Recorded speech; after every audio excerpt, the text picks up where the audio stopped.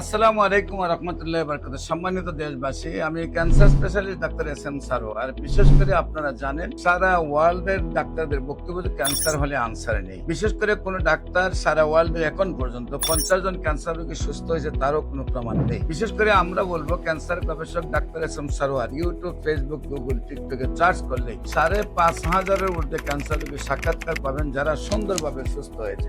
বিশেষ করে দেখবেন যে গলা থেকে পেনিস পর্যন্ত 4-5টা অপারেশন হয়েছে, রোগী একবারে বিছানায় পড়ে গেছিল, তারপরও আল্লাহর রসের সহমতে চিকিৎসা করাতে ক্যান্সার থেকে মুক্ত পেয়েছে। এমনই একজন রোগী সাবেক রেলমন্ত্রী মুজিবুল হক সাহেবের প্রধান গানম্যান মুস্তাফিজুর রহমানের বড় ভাই শেরপুর সদরের হাসু মিয়া।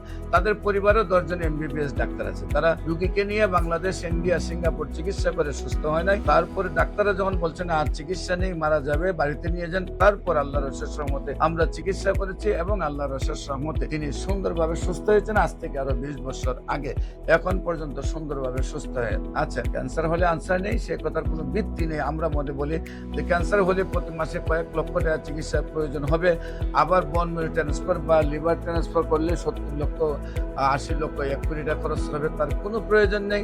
হোমিওপ্যাথিক চিকিৎসায় ক্যান্সার সম্পূর্ণরূপে সুস্থ হয়। বিশেষ করে যে সকল চিকিৎসক মনে করেন ক্যান্সার ভালো হয় না, তাদেরকে বলবো আমাদের সাথে আপনিও আসুন। নিয়মিত 6 মাস আমাদের সাথে থাকলে আপনিও বলবেন ক্যান্সার সম্পূর্ণরূপে সুস্থ হয়।